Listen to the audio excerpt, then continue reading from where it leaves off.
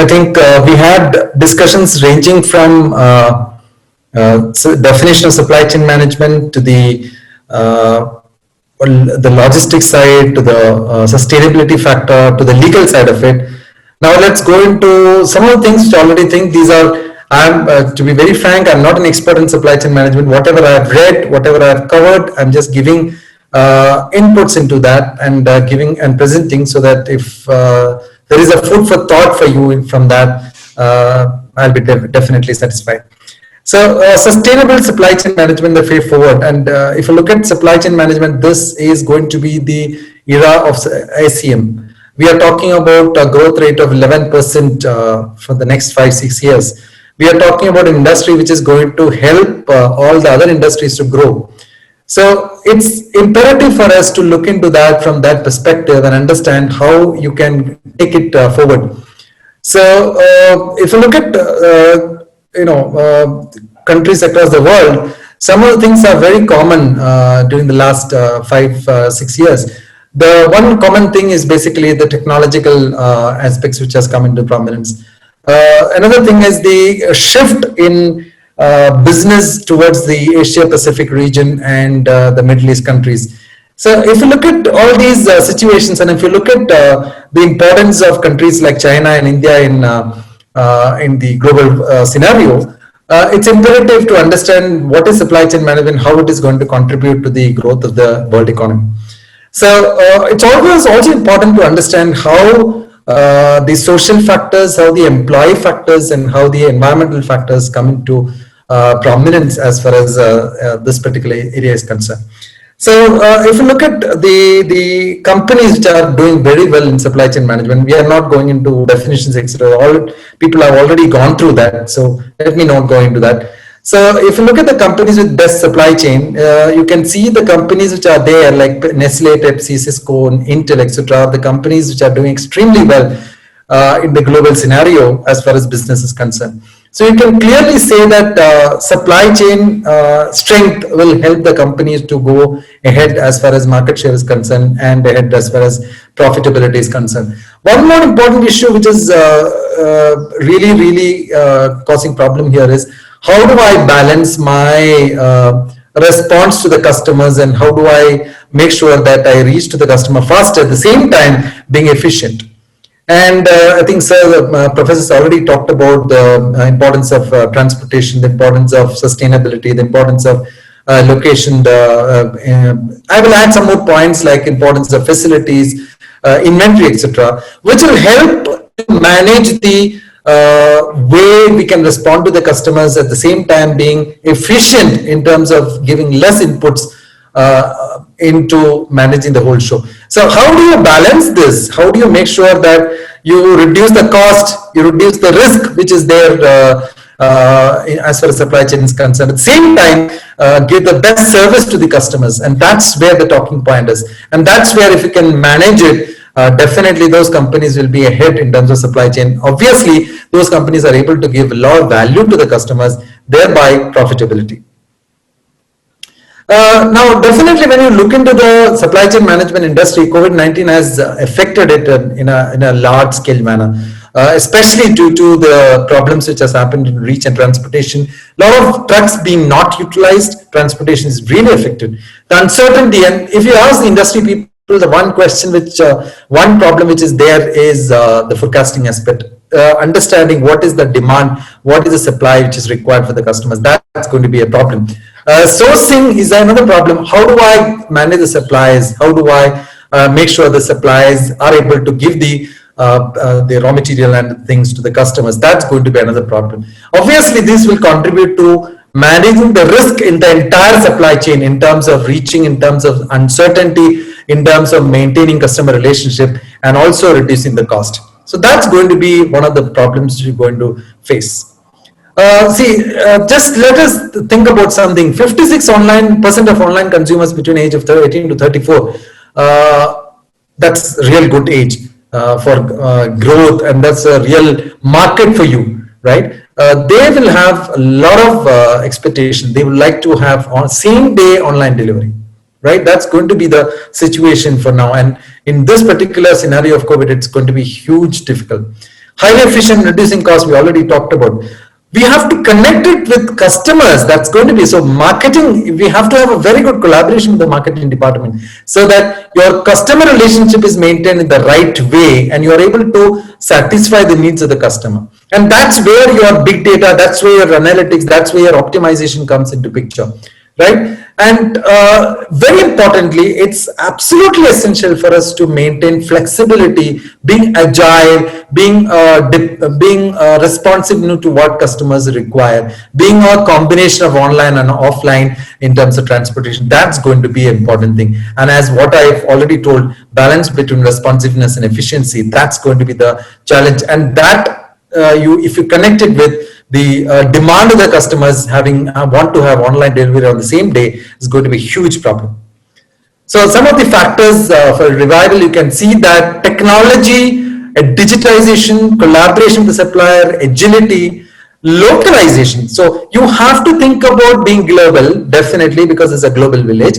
But at the same time, you have to be local. You have to manufacture. You have to source locally, which will help them to reach to the customers faster. Why don't we think about vertical integration? That's going to be the mantra. Why are talking about only manufacturing? Why can't you think about sourcing also?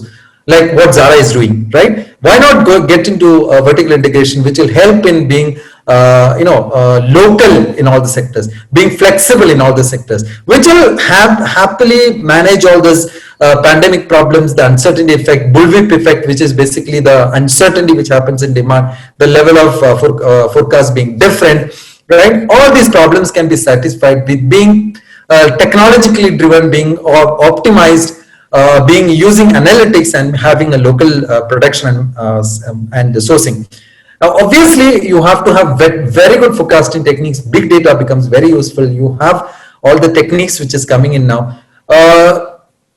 We foresee a lot of collaboration between supplier, manufacturer and customer. That's end-to-end visibility is going to be the situation. The customer collaboration is going to be very important. That's where your CRM will become absolutely essential.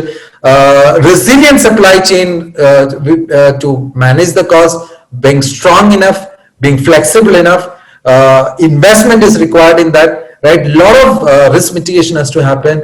A lot of technology has coming in, as usually said, quality has to be maintained. So how do you maintain all these things at the same time, reduce the risk and reduce the cost? That's going to be the question for tomorrow. So is it the end of supply chain management? We can't say, because it's going to be different. It's going to be highly automated. It's going to be technologically driven. It's going to be controlled by digital towers. It's going to be controlled by intellectual automation. Employees are going to be completely on the intellectual side, data analysts, right? And a lot of vendor management, a lot of strategy. So we will see a huge amount of shift towards strategic management. So that's going to happen. And it's not the end of the world, especially for employees. There is scope, but there's a lot of going to be a shift in the way employees are managed. That's going to be the situation. So I did a small research on to find out what are the challenges and solutions using literature review.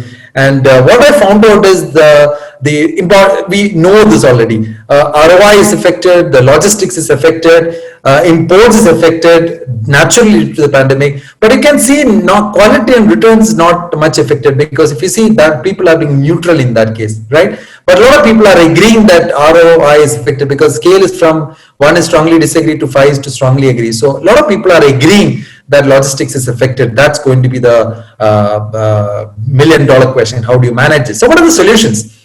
Again, using literature review, same rating. What I found out is a lot of technological aspects, a lot of analytics, a lot of automation, a lot of customer service, right? Optimization, being sustainable, the factor which we are talking about, being sustainable, being environmental consciousness, being local manufacturing and local sourcing, right? That's going to be also another important thing. So localization, sustainability, automation technology, customer service, that's going to be the era now. So imports is a problem, localization is the best solution, self-reliance is going to be the next scenario. So you see the Samsung, how they're gone about it. There are some factors like cost, human resource, on-time delivery, supplier response to risk. So everybody is given equal importance. There is factors for human resource.